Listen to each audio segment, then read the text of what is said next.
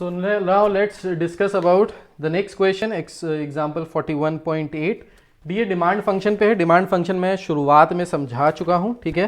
तो जब आप मेरी शीट देखोगे तो उस शीट के हिसाब से डिमांड फंक्शन मैंने पेज नंबर 2 पॉइंट नंबर 41.1.2 पे ये समझा रखा है। सो देखिए ये है हमारा डिमांड फंक्शन, ये यहाँ पे मैंने समझाया था, तो वीडियो को बैक करके देख लीजिए, डिमांड फंक्शन समझ में आ जाएगा अगर आप भूल गए हैं तो, वरना डायरेक्ट क्वेश्चन पे आते हैं। तो क्वेश्चन क्या है यहाँ पे देखिए, क्वेश्चन में कह रहा है the demand function of a product for a manufacturer is Px is equals to Ax plus B. अब देखिए ये जो डिमांड फंक्शन है इसमें इंडिपेंडेंट वेरिएबल क्या है, इंडिपेंडेंट वेरिएबल है इसमें नंबर ऑफ क्वांटिटीज प्रोड्यूस, और डिपेंडेंट वेरिएबल यहाँ पे क्या है, प्राइस। तो price is dependent on the number of units produce जो दिया हुआ है क्वेश्चन में, ठीक है। So the demand function of a product for a manufacturer is Px is equals to Ax plus B. He knows that he can sell 1250 units when the price is ₹5 per unit, ठीक है। तो जब P की value 5 है तो X की जो value है वो कितनी है, 1250। यहाँ पे X क्या है, X है यहाँ पे नंबर ऑफ यूनिट्स प्रोड्यूस, ठीक है। कह रहा है जब 5 रुपए में वो उस आइटम को बेच रहा है तो वो 1250 आइटम्स बेच सकता है eight 5 per unit, and he can sell 1500 units if he sells it at a rate of ₹4 per unit। तो जब P की वैल्यू 4 होगी तो X की वैल्यू कितनी होगी, 1500 होगी। कह रहा है find the total average marginal revenue functions, also find the price per unit when the marginal revenue is 0, ठीक है। क्या क्या निकालना है हमको, यहां से टोटल रेवेन्यू निकालना है function, average revenue function, marginal revenue function. तो हमको रेवेन्यू फंक्शन सारे निकालने हैं। मार्जिनल रेवेन्यू देखिए normal revenue function, marginal revenue function and average revenue function, ठीक है। तो ये टोटल रेवेन्यू फंक्शन मतलब वही है revenue function. Also find the price per unit when the marginal revenue is 0। तो कह रहा है जब marginal revenue यानी d by dx of r जब 0 के बराबर होगा तो प्राइस क्या होगी, तो p की वैल्यू क्या होगी, ठीक है। अब देखते हैं, क्वेश्चन ज्यादा लंबा नहीं है। सो ये जो हमारा डिमांड फंक्शन दिया था, this was p which was dependent on the price was dependent on the number of units produced। तो जब x की वैल्यू 1250 है तो p की वैल्यू 5 है, तो हमने क्या किया, p की जगह रख दिया 5 और x की जगह रख दिया 1250। तो पहली इक्वेशन बन गई 5 is equals to 1250a plus b। This is our equation 1, ठीक है। दूसरी कंडीशन में x दिया है 1500, p की वैल्यू 4, तो हमने p की जगह रख दिया 4 और x की जगह रख दिया 1500। So 4 is equals to 1500a plus b। This is equation 2। दो इक्वेशंस बन गई, A और B दो अननोन, तो दो इक्वेशन दो अननोन, इन दोनों इक्वेशंस को साइमल्टेनियसली सॉल्व कर लेंगे, we'll get the value of A and B। ये हमने क्लास 10th में सॉल्व करना सीखा था। तो हमने यहां से क्या किया, हमने इन दोनों को सॉल्व किया और A की वैल्यू आ गई -1/250 एंड B की वैल्यू आ गई 10, ठीक है। आगे बढ़ते हैं, हमको निकालना था, हमको डिमांड फंक्शन दिया था जब प्राइस डिपेंड कर रहा है किसके ऊपर, नंबर ऑफ यूनिट्स के ऊपर, X के ऊपर। तो देखो A की वैल्यू कितनी आ गई, A की वैल्यू आ गई -1/250, ठीक है। तो Ax प्लस B था, तो B की जगह आ गया 10, A की जगह आ गया -1/250 इंटू x, तो ये आ गया -x/250। तो बेसिकली ये हमने लिखा है B प्लस AX के फॉर्म में, A प्लस BX लिखो भाई। पहली हमारी जो इक्वेशन थी वो क्या थी, पहली इक्वेशन थी Px is equal to AX plus B। तो A की जगह A की वैल्यू रख दी, B की जगह B की वैल्यू, A की वैल्यू है -1/250, B की वैल्यू है 10, तो ये आ गया यहां से 10 -x/250। तो ये हो गया हमारा क्या, ये हो गया हमारा प्राइस फंक्शन, ठीक है। ये हमारा demand function, sorry. So this is the demand function. अब टोटल रेवेन्यू निकालना। टोटल रेवेन्यू किसके बराबर होता है भाई, टोटल रेवेन्यू हमको पता है, टोटल रेवेन्यू बराबर होता है price of each unit into the number of unit.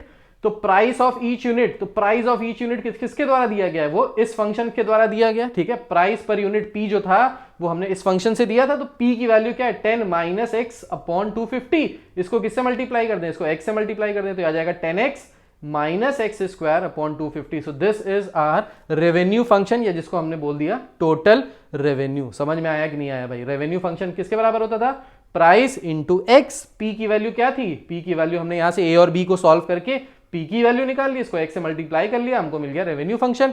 अब कह रहा है एवरेज रेवेन्यू, तो एवरेज रेवेन्यू के लिए क्या करो, फिर से इसको x से डिवाइड कर दो। तो बेसिकली एवरेज रेवेन्यू किसके बराबर होता था, प्राइस के बराबर होता था, तो एवरेज रेवेन्यू वापस यही हो जाएगा 10 -x/250। This is our average revenue. फिर कह रहा था मार्जिनल रेवेन्यू निकालने के लिए, सो मार्जिनल रेवेन्यू निकालने के लिए क्या करना पड़ेगा, ये जो हमारा रेवेन्यू फंक्शन आया था 10x minus x square by 250, इसको किससे डिफरेंशिएट कर दो विद रिस्पेक्ट टू x, तो 10x का डिफरेंशिएशन हो जाएगा 10 और इसका डिफरेंशिएशन हो जाएगा माइनस एक्स अपॉन 125। कैसे? 2 आगे आ जाएगा, 2 से 250 कैंसिल हो जाएगा 125 टाइम्स, तो 10 minus X by 125 will be our marginal revenue. तो जो 3 चीजें निकालनी थी वो हमने यहां से निकाल ली ना। इसके बाद क्या कह रहा था? इसके बाद कह रहा था बताइए जब मार्जिनल रेवेन्यू 0 होगा तो प्राइस क्या होगी। ठीक है, so when MR is equal to 0, अब ये MR था, इसको 0 के बराबर रख दो, तो जब MR को 0 के बराबर रखा तो x की वैल्यू आ गई कितनी? 1250। तो x की वैल्यू आई 1250। अब देखिए जब x की वैल्यू 1250 है तो प्राइस कितनी आ जाएगी? तो इसके लिए हम लोग क्या करेंगे, जो हमारा रेवेन्यू फंक्शन था ना, उसमें ये जो रेवेन्यू फंक्शन था हमारा, ये इस रेवेन्यू फंक्शन में x की जगह क्या रख सकते हैं हम लोग? x की जगह रख दीजिए आप यहां से, सॉरी कहां गया हमारा प्राइस, हाँ हमारा प्राइस था ये एवरेज प्राइस, हाँ एवरेज रेवेन्यू बोले या प्राइस, तो प्राइस हमारा क्या आ जाएगा? x की जगह रख दे 1250, सो 10 माइनस 1250 अपॉन 250। ठीक है, सो 10 माइनस 1250 अपॉन 250 आ जाएगा 5 के बराबर। या फिर ऐसे भी समझ सकते हैं, जब x की वैल्यू 1250 है तो प्राइस कितना था भाई? ऊपर ही क्वेश्चन में दिया था कि जब 1250 आइटम सेल किए जा रहे हैं तो जो प्राइस है दैट इज इक्वल्स टू 5, ये ऑलरेडी यहाँ पे दिया था। ठीक है, तो हमने क्या किया, बेसिकली हमने प्राइस फंक्शन में जो ये p दिया हुआ था, p में x की वैल्यू रख दी 1250, तो हमको मिल गया 5 के बराबर। ठीक है, सो लिखा है thus at price of ₹5 per unit the marginal revenue vanishes. तो मार्जिनल रेवेन्यू 0 हो जाएगा जब प्राइस 5 रुपए हो जाएगा। ठीक है, उसके बाद क्वेश्चन है next, the demand function of a monopolistic is given by P, ये हमारा दिया हुआ है demand function. Again price is dependent on the number of units produce. ठीक है, ये डिमांड फंक्शन है। कह रहा find the revenue function, revenue function निकालना है, मार्जिनल रेवेन्यू फंक्शन और MR जब x की वैल्यू 20 है, सेम वैसे ही है। सो प्राइस दिया हुआ है हमारा ये। ठीक है, रेवेन्यू फंक्शन किसके बराबर होता है? P इंटू एक्स, तो क्या करेंगे, इसको x से मल्टीप्लाई कर देंगे, तो हो जाएगा 1500x minus 2x square minus X cube. So this is our revenue function. इसके बाद कह रहा है क्या, मार्जिनल रेवेन्यू निकालने के लिए, तो जो ये रेवेन्यू फंक्शन आया इसको x से डिफरेंशिएट कर दीजिए विद रिस्पेक्ट टू x, तो इसको जब डिफरेंशिएट करेंगे विद रिस्पेक्ट टू x, तो this will be 1500 minus 4x square minus 3x square. So this is our marginal revenue. कह रहा है मार्जिनल रेवेन्यू निकालिए जब x की वैल्यू 20 है, तो मार्जिनल रेवेन्यू निकाल लिया। अब x की जगह क्या रख दो? 20 रख दो, तो x की जगह 20 रख दिया, कितना आ गया? 220। सो मार्जिनल रेवेन्यू कितना आ गया? 220 when x is equal to 20। अब इसका मतलब क्या हुआ? Marginal revenue at x is equal to 20 का मतलब हुआ कि जब हम 21st आइटम प्रोड्यूस करेंगे तो जो हमको अप्रॉक्सीमेट रेवेन्यू जो मिलेगा that will be equal to ₹220। देखिए नोट में मैंने लिखा है यहाँ पे, in the absence of any competition the business is set to be operated as monopoly. Monopoly business का मतलब क्या होता है? मोनोपोलिस्टिक क्या होता है कि एक ही कंपनी सब कुछ बेच रही है, कोई कंपटीशन ही नहीं है, तो वो कंपनी अपने हिसाब से प्राइजेस रख सकती है। जैसे कि एग्जांपल है बोइंग। बोइंग एक कंपनी है जो एरोप्लेन बनाती है और कोई कंपनी पहले एरोप्लेन बनाती ही नहीं थी। ठीक है, तो उस केस में जो बोइंग है that is a monopolistic business, वो मोनोपोलिस्टिक बिजनेस हो गया। ऐसा बिजनेस जो सिर्फ एक ही कंपनी कर रही है और वो अपने हिसाब से ही पैसा रेट्स जो है वो सेट कर रही है मार्केट में। In case of a monopolistic, the price of the product depends upon the number of units produced and sold. तो monopolistic economy में जो प्राइस है वो डिपेंड करता है on the number of units produced and sold. ठीक है, उसके बाद फिर से मैंने कुछ क्वेश्चंस दिए हुए हैं, ये क्वेश्चंस आप करेंगे तो आपको समझ में आएगा कि जितनी चीज अभी मैंने यहाँ पे आपको समझाई वो समझ में आया कि नहीं आया। ठीक है, इसके बाद नेक्स्ट पॉइंट आ जाते हैं। सो ये टोटल 8 क्वेश्चन है, इनको अपने आप कीजिएगा। अगेन समझ में आते हैं सारे क्वेश्चंस के आंसर भी मैंने नीचे मेंशन कर रखे हैं, मिला के देख लीजिएगा। आंसर मैच हो रहे हैं तो वेरी गुड, नहीं मैच हो रहे हैं तो व्हाट्सएप ग्रुप पे क्वेश्चन दागिए, मैं आपके आंसर्स दूंगा। ठीक है, नेक्स्ट पार्ट देखिए। नेक्स्ट पार्ट में दिया है मिनिमाइजेशन ऑफ एवरेज कॉस्ट और total cost and maximisation of total revenue the total profit. अब देखिए ये चीज समझिएगा, इन्हीं पे क्वेश्चंस ज्यादा आते हैं बोर्ड में। दिस इज बेसिकली और मैक्सिमा एंड मिनिमा वाला पार्ट। तो मैक्सिमा मिनिमा किस तरीके से अप्लाई होता है इकोनॉमिक्स एंड कॉमर्स में, ये यहाँ पे हम लोग सीखेंगे। तो कह रहा है हमको पता है कि कॉस्ट फंक्शन जो होता है वो हम लोग C या CX से देते हैं। एवरेज कॉस्ट क्या होता है? जब कॉस्ट फंक्शन को x से डिवाइड कर दो that is your average cost. In economics and commerce, it is very important to find the level of output for which the average cost is minimum। मतलब एक कंपनी जो production कर रही है वो ये जानना चाहती है कि भाई कितने आइटम प्रोड्यूस करें कि जो हमारी एवरेज कॉस्ट है वो मिनिमम हो जाए, कितने आइटम प्रोड्यूस करें कि जो हमारी कॉस्ट पर आइटम है वो मिनिमम हो जाए। ये कंपनी जानना चाहेगी, तभी तो प्रॉफिट होगा। ठीक है, तो using calculus this can be calculating by solving d by dx of average cost. तो एवरेज कॉस्ट को मिनिमम करना है, ठीक है। तो जिस फंक्शन को मिनिमाइज करना होता है उसको क्या करते थे, डबल डेरिवेटिव टेस्ट। याद करिए, डबल डेरिवेटिव टेस्ट आपने पढ़ा है मैक्सिमा मिनिमा में। क्या पढ़ा था, जिसको भी हमको मिनिमाइज या मैक्सिमाइज करना होता है उसको डिफरेंशिएट करके जीरो के बराबर रखते हैं, उसको डबल डिफरेंशिएट करते हैं। अगर वैल्यू ग्रेटर देन जीरो आ रही है तो point of minima, value less than zero आ रही है यानी नेगेटिव आ रही है तो पॉइंट ऑफ मैक्सिमा। तो यहां पे यही करना है, हमको निकालना है कि कितने आउटपुट पे जो हमारी एवरेज कॉस्ट है वो मिनिमम हो जाए। So what we have to minimise over here is our average cost. So average cost का अगर डिफरेंशिएशन करें तो हम लोग क्या करेंगे, सबसे पहले D by D X of average cost करेंगे, इसको जीरो के बराबर रखेंगे, we will get the value of X. हमको एक्स की एक पर्टिकुलर वैल्यू मिलेगी, ठीक है। उस वैल्यू को D by D X of x जो भी आया है उसको फिर से हम दोबारा डिफरेंशिएट करेंगे, और अगर ये पॉजिटिव आया एट एक्स की वही पर्टिकुलर वैल्यू, मान लीजिए D by D X of AC average cost को जब हम डिफरेंशिएट कर रहे हैं तो एक्स की वैल्यू आ रही लेट से 50, ठीक है। फिर क्या करेंगे हम लोग, इसको दोबारा डिफरेंशिएट करेंगे और एक्स की वैल्यू को 50 के बराबर पुट करेंगे, वहां पे जहां जहां एक्स आ रहा होगा वहां 50 पुट करेंगे। अगर ग्रेटर देन जीरो आया तो in that case it is the point of minima. तो ये वही नंबर ऑफ यूनिट्स है जिसके लिए एवरेज कॉस्ट क्या हो जाएगी, मिनिमम हो जाएगी, ठीक है।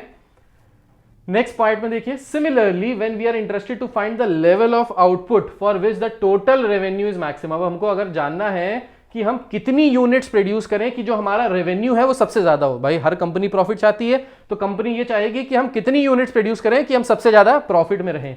तो हमको अब किसको मैक्सिमाइज करना है, हमको मैक्सिमाइज करना है हमारे रेवेन्यू को। तो मैक्सिमाइज रेवेन्यू को करना है, इसलिए क्या करेंगे, फिर से डबल डेरिवेटिव टेस्ट। सबसे पहले रेवेन्यू फंक्शन को डिफरेंशिएट करके जीरो के बराबर रखेंगे, we will get the value of X, जिस वैल्यू पे हमारा रेवेन्यू मैक्सिमम होना चाहिए। उसके बाद इसी फंक्शन को दोबारा डिफरेंशिएट करेंगे और वैल्यू एक्स की रखेंगे यहां पे, will put the value of x in this function. Value less than zero है यानी नेगेटिव है, नेगेटिव का मतलब है this is the point of maxima, यानी हमारा जो रेवेन्यू है उस समय वो मैक्सिमा होगा, मैक्सिमम होगा।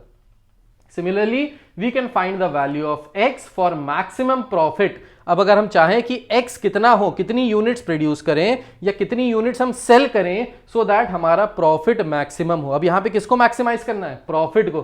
क्योंकि प्रॉफिट को मैक्सिमाइज करना है तो डबल डेरिवेटिव टेस्ट हम प्रॉफिट फंक्शन पे लगाएंगे। सो प्रॉफिट फंक्शन को डिफरेंशिएट करके जीरो के बराबर रखा, we'll get the value of x and then again we'll differentiate it. और अगर ये नेगेटिव आ रहा है x की वो पर्टिकुलर वैल्यू के लिए तो ये जो है हमारा पॉइंट ऑफ मैक्सिमा है, यानी हमको मैक्सिमम प्रॉफिट मिलेगा एट दैट पर्टिकुलर x। अब मैं क्वेश्चन से समझाता हूं तो और अच्छे से क्लियर होगा। क्वेश्चन देखिए क्या दिया है, क्वेश्चन दिया है the manufacturing cost of an item consist of 6000 as overheads, material cost at ₹5 per unit and labour cost ₹x²/60 for x units produce. अब देखिए यहां पे आपको टोटल मैन्युफैक्चरिंग कॉस्ट जो है वो 3 पार्ट में ब्रेक करके दी हुई है। अब यहां पे आपको समझना है कि इस मैन्युफैक्चरिंग कॉस्ट का मतलब बेसिकली कॉस्ट फंक्शन होता है। तो सबसे पहले हमको ये दिमाग लगाना है कि कॉस्ट फंक्शन क्या होगा। Now cost function is made up of 2 items. कौन कौन सी चीजें हैं, total cost, fix cost and variable cost. तो यहां पे देखिए ये जो 6000 रुपए ये तो फिक्स कॉस्ट है, ये हमने लगा दिया as overhead charges, so this is our fixed cost. उसके बाद कह रहे हैं मटीरियल कॉस्ट है ₹5 पर यूनिट प्रोड्यूस्ड, ठीक है। तो ₹5 एक यूनिट प्रोड्यूस पे, तो अगर टोटल x यूनिट्स प्रोड्यूस हो रही हैं तो टोटल कॉस्ट कितनी हो जाएगी, 5x। So this is our variable cost 5x and cost of labour is x²/60। तो ये कॉस्ट ऑफ लेबर भी जो दी हुई है this is given as x²/60। अब ये भी यहाँ पे फिक्स है क्योंकि x पे ही, ये x पे डिपेंड कर रही है पर ये x के टर्म्स में ही दिया हुआ है, ठीक है।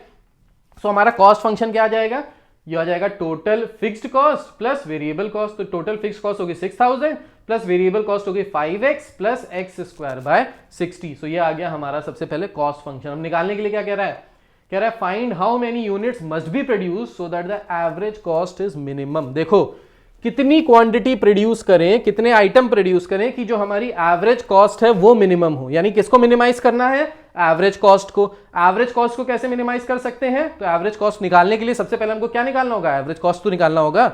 भाई जिसको मिनिमाइज करना है वो फंक्शन हमको सबसे पहले आइडेंटिफाई करना होता है ना। तो सबसे पहले हमने कॉस्ट फंक्शन निकाल लिया। अब इससे हम लोग एवरेज कॉस्ट निकाल सकते हैं by dividing each item by x. तो इसको x से डिवाइड कर दिया, हमको ये मिल गया। So this is our average cost function. Average cost function आ गया, AC आ गया 6000/x plus 5 plus x/60। Now double derivative test लगा दो। तो सबसे पहले इसको डिफरेंशिएट करेंगे विद रिस्पेक्ट टू x और इसको 0 के बराबर रख देंगे। तो d/dx ऑफ AC किया, 0 के बराबर रखा, यहां से x की वैल्यू आ गई 600। अब x की वैल्यू आ गई 600 मतलब एक्स ये टर्निंग पॉइंट है, एक्स इज इक्वल टू 600। हमको क्या प्रूव करना है कि एवरेज कॉस्ट जो है हमारी मिनिमम हो। तो फिर से क्या करेंगे, एवरेज कॉस्ट जो हमने ये डिफरेंशिएट किया था इसको डिफरेंशिएट करके आया था, ठीक है, इसको जो डिफरेंशिएट करके आया था इसको फिर से डिफरेंशिएट करेंगे। तो जब इसको फिर से डिफरेंशिएट करेंगे तो आ जाएगा 12,000 अपॉन एक्स क्यूब, और एक्स की वैल्यू जब हम लोग यहाँ पे 600 पुट करेंगे ना तो ये जो वैल्यू है ये क्या आएगी भाई, पॉजिटिव ही आएगी। भाई एक्स अगर पॉजिटिव है तो उसका क्यूब भी पॉजिटिव होगा, उसका न्यूमरेटर भी पॉजिटिव है और बाहर भी पॉजिटिव का साइन है, तो टोटल पॉजिटिव ही तो हो जाएगा। So that means it is greater than 0। भाई पॉजिटिव मतलब greater than 0। So that means at x is equals to 600 जो हमारी एवरेज कॉस्ट होगी वो क्या होगी, मिनिमम। तो एवरेज कॉस्ट मिनिमम कब होगी, जब हम 600 यूनिट्स प्रोड्यूस करेंगे, ठीक है। सो डबल डेरिवेटिव टेस्ट वाली बस चीज को दिमाग में रखना है और क्वेश्चन को धड़ाधड़ करते चले जाना है। नेक्स्ट क्वेश्चन कह रहा है the total cost function of a product is given by, तो टोटल कॉस्ट फंक्शन या फिर कॉस्ट फंक्शन एक ही मतलब है। अब देखो टोटल रेवेन्यू फंक्शन दिए, टोटल रेवेन्यू दे, टोटल कॉस्ट फंक्शन दे, टोटल कॉस्ट दे, बात एक ही है, ठीक है, cost function. So cost function दिया है हमको, कह रहा है where x is the number of units produce, कह रहा है determine the number of units that must be produce to minimise the total cost. अब टोटल कॉस्ट को क्या करना है, मिनिमाइज करना है। तो फंक्शन जिसको हमको मिनिमाइज करना है वो क्या है, cost function. So cost function को मिनिमाइज करना है तो कॉस्ट फंक्शन को पकड़ के डिफरेंशिएट कर दो। तो D by D X of cost function कर दिया, इसको डिफरेंशिएट किया, डिफरेंशिएट करने के बाद इसको इक्वल टू 0 रख दिया, यहां से एक्स की वैल्यू निकाल ली, तो एक्स की वैल्यू आ गई या तो 175 या तो 30, क्योंकि ये क्वाड्रेटिक इक्वेशन बनी तो दो वैल्यूज मिली एक्स की, ठीक है, 175 एंड 30। फिर क्या करेंगे, क्योंकि कॉस्ट फंक्शन को हमको क्या करना है, हमको कॉस्ट फंक्शन को मिनिमाइज करना है, तो फिर से इसको डबल डिफरेंशिएट किया, तो डिफरेंशिएट करने के बाद ये आया, इसका जब डबल डिफरेंशिएशन किया तो आ गया 6x माइनस 615। अब यहाँ पे x की वैल्यू एक बार 175 रखो और एक बार 30 रखो। तो जब हमने वैल्यू रखी 175 तो ये जो आंसर आया ये आया पॉजिटिव, और जब वैल्यू रखोगे 30 तो आंसर आएगा नेगेटिव। नेगेटिव का मतलब है पॉइंट ऑफ मैक्सिमा, पॉजिटिव का मतलब है पॉइंट ऑफ मिनिमा। हमको क्या चाहिए थी, मिनिमम कॉस्ट चाहिए थी, तो मिनिमम कॉस्ट किस पे आ रही है, मिनिमम कॉस्ट आ रही है when x is 175। So cx that is the cost function is minimum when x is 175। that means when 175 units are produced तो cost function minimum होगा। नेक्स्ट क्वेश्चन देखिए, कह रहा है the demand function for a manufacturer's product is x is equals to 70 minus 5p। अब ये demand function, अब ये डिमांड फंक्शन देखो किस टाइप से दिया है, ये दिया है number of units produce is dependent upon the price.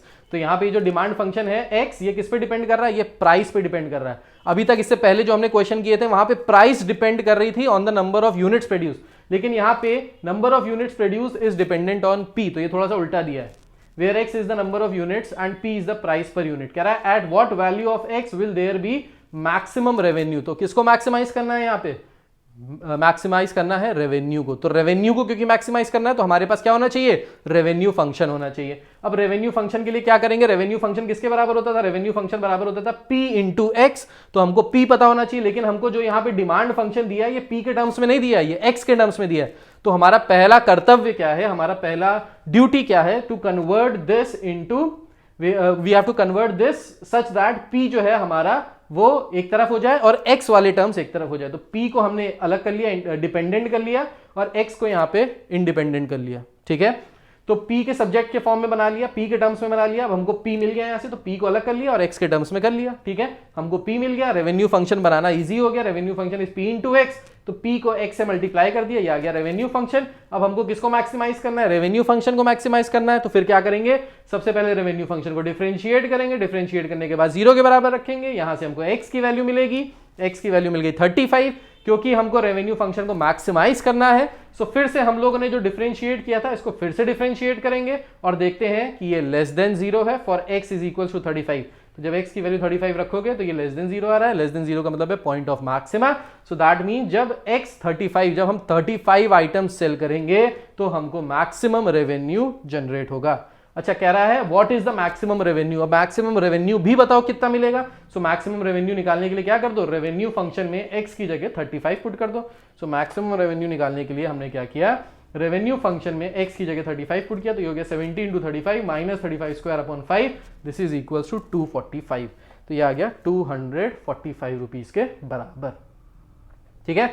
Next question पे जाते हैं, कह रहा है company charges ₹700 for a radio set on an order of 60 और लेस सेट्स। कह रहा है 60 या 60 से कम सेट्स, रेडियो सेट्स अगर आप ऑर्डर करोगे तो आपको 700 रुपए का एक सेट पड़ेगा। The charge is reduce by ₹10 per set for each set ordered in excess of 60। तो कह रहा है अगर 60 से ऊपर आप कंपनी से खरीदोगे रेडियोस तो आपकी जो ये कॉस्ट 700 थी ये 10 रुपए और कम हो जाएगी, यानी 690 हो जाएगी। कह रहा find the largest size order company should allow so as to receive a maximum revenue. तो कह रहा है कि बताइए लार्जेस्ट कितने नंबर ऑफ पीस वो मंगवाए कंपनी सच दैट कि जो उसका जो रेवेन्यू है वो मैक्सिमम हो जाए। ठीक है, तो रेवेन्यू को मैक्सिमाइज करना है तो रेवेन्यू फंक्शन बनाना पड़ेगा। नाउ अगर x हमने मान लिया कि टोटल हमने x number of sets order किए हैं इन एक्सेस ऑफ 60, यानी 60 के ऊपर x number of sets order किए हैं, तो टोटल सेट्स जो हमने ऑर्डर किए वो कितने हो जाएंगे 60 + x। ठीक है, तो प्राइस पर सेट, तो प्राइस पर सेट कितना हो जाएगा 700 माइनस 10 इंटू एक्स। क्यों 10 इंटू एक्स? कह रहा था 10 रुपए कम हो जाएगा जितने सेट ऑर्डर करोगे 60 के ऊपर। तो 60 तक तो आपको 700 रुपए देने पड़ेंगे, लेकिन उसके ऊपर आप जितने सेट्स ऑर्डर करोगे 1 2 3 4 5 वो पर सेट आपको 10 रुपए कम देना पड़ेगा। ठीक है, तो प्राइस पर सेट कितना हो जाएगा 700 माइनस 10x। तो टोटल रेवेन्यू कितना हो जाएगा? टोटल रेवेन्यू हो जाएगा टोटल जितने हमने सेट मंगवाए into cost of each set. तो टोटल हमने सेट कितने मंगवाए 60 + x, cost of each set कितनी आ गई 700 माइनस 10x। इन दोनों को मल्टीप्लाई किया, हमको मिल गया रेवेन्यू फंक्शन। अब रेवेन्यू फंक्शन किसको मैक्सिमाइज करना था भाई? रेवेन्यू को मैक्सिमाइज करना था। तो रेवेन्यू को मैक्सिमाइज करने के लिए क्या करेंगे? रेवेन्यू को x से डिफरेंशिएट कर देंगे। तो यहां पे देखिए हम लोग ताकि कैलकुलेशन बड़ी ना हो इसलिए इसको हमने मल्टीप्लाई नहीं किया है, डायरेक्टली यहां पे प्रोडक्ट रूल लगा के इसको डिफरेंशिएट कर देंगे। ठीक है, तो 60 + x को रोका, दूसरे को ठोका आया -10 प्लस 700 माइनस 10x को रोका, 60 + x को ठोका तो आ गया यहां से 1। तो इसको डिफरेंशिएट किया यूजिंग प्रोडक्ट रूल, यहां से आ गया 100 माइनस 20x। नाउ क्योंकि इसको मैक्सिमाइज करना था तो हमने इसको 0 के बराबर रखा, x की वैल्यू आ जाएगी यहां से 5। फिर से इसको डिफरेंशिएट करेंगे तो आ जाएगा -20, -20 मतलब लेस देन 0 मतलब मैक्सिमा। सो यहां से आ गया पॉइंट ऑफ मैक्सिमा। सो कह रहा है कि जो लार्जेस्ट साइज जो हमको ऑर्डर करना चाहिए वो कितना होना चाहिए? तो x की वैल्यू है 5, यानी 60 के बाद 5 more sets we can order so that जो रेवेन्यू हो वो मैक्सिमम हो। तो 65 अगर हम सेट्स ऑर्डर करेंगे तो हमारा रेवेन्यू मैक्सिमम होगा। ठीक है, सेम उसके बाद यहां पे है, देखिए नेक्स्ट क्वेश्चन में, देखिए अब नेक्स्ट क्वेश्चन में क्या करना है। कह रहा है the cost function for x units of a product produced and sold by a company is given as, cost function दिया हुआ है जहां पे x number of units sold है और प्रोड्यूस्ड है। ठीक है, टोटल रेवेन्यू दिया हुआ है, रेवेन्यू फंक्शन भी दिया हुआ है भाई हमको यहाँ पे। कह रहा है find how many item should be produced to maximise the profit. कितने आइटम प्रोड्यूस करें कि प्रॉफिट मैक्सिमाइज हो? तो भाई मैक्सिमाइज किसको करना है? प्रॉफिट को करना है। तो हमको सबसे पहले क्या पता होना चाहिए? प्रॉफिट फंक्शन पता होना चाहिए। प्रॉफिट फंक्शन कैसे मिलेगा? Revenue minus cost function. तो रेवेन्यू माइनस कॉस्ट फंक्शन कर देंगे तो हमको मिल जाएगा प्रॉफिट फंक्शन। अब क्योंकि इसको मैक्सिमाइज करना है तो एक बार डिफरेंशिएट करो, 0 के बराबर रखो, x की वैल्यू आ जाएगी। दोबारा डिफरेंशिएट करो, अगर नेगेटिव आया तो मैक्सिमम, पॉजिटिव आया तो मिनिमम। तो यहाँ पे देखिए px निकाला rx माइनस cx करके ये आ गया, इसको डिफरेंशिएट किया, इसको 0 के बराबर रखा तो यहाँ से x की वैल्यू आ गई 400।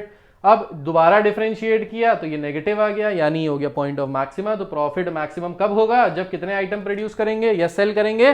400 आइटम।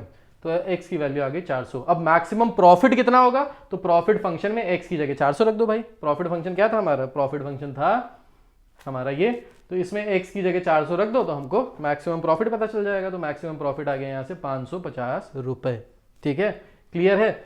अब होपफुली आपको सारी चीजें समझ में आ गई होंगी। ठीक है, इसके बाद देखिए और भी कुछ क्वेश्चंस हैं। एक और क्वेश्चन है, अब ये वाला लास्ट क्वेश्चन मैं नहीं करा रहा, अब अपने आप देख लीजिएगा, समझ लीजिएगा। ये शीट मैं नीचे अटैच कर दूंगा, शीट अगर चाहें तो प्रिंट आउट के फॉर्म में निकाल लें, बहुत हलुआ चैप्टर हो जाएगा। बस ये क्वेश्चंस कर लें, आपके पूरे में से पूरे नंबर आएंगे सेक्शन सी में। ठीक है, तो सेक्शन सी वालों के लिए बल्ले बल्ले ये पूरी चीज मैंने यहाँ पे कवर कर दी। सेक्शन बी के लिए भी कवर करूंगा, वेक्टर्स 3D भी इसी तरीके से कवर करूंगा। तो सेक्शन बी वाले जो है वो परेशान बिल्कुल मत हों। उसके बाद मैंने यहाँ पे कुछ क्वेश्चंस दे दिए हैं which are important from the point of view of board. Now देखिए यहाँ पे लिखा है end of content for session 2021, मतलब जो 2021 वाले बच्चे हैं जो इस साल 21 में बोर्ड्स देंगे उनके हिसाब से ये खत्म हो गया। क्यों? क्योंकि इससे पहले इंटीग्रेशन वाला पार्ट भी था, लेकिन इस साल इंटीग्रेशन वाला पार्ट हट गया है। फर्दर रिमूव्ड चैप्टर्स में से इंटीग्रेशन वाली चीज हटा दी गई है। तो डिफरेंशिएशन के पॉइंट ऑफ व्यू से बस यही एक वीडियो देख लीजिए, पूरा चैप्टर आपका तैयार हो जाएगा। ठीक है, इसके बाद यहाँ पे देख लीजिए, एक समअप करके दे दिया है। सो यहाँ पे बेसिक कुछ क्वेश्चंस जो फंक्शंस थे हमारे, वो फंक्शंस यहाँ पे आपको समझा दिए हैं। ये आपके लिए इंपॉर्टेंट है। आखिरी में एग्जाम से 1 दिन पहले 2 दिन पहले इसको देख लो, पढ़ लो, काम हो जाएगा बल्ले बल्ले। ठीक, उसके बाद अगर आपको और भी सपोर्टिव वेबसाइट्स चाहिए तो यहाँ पे ये वेबसाइट्स दे दी हैं, इनमें आप देख सकते हो।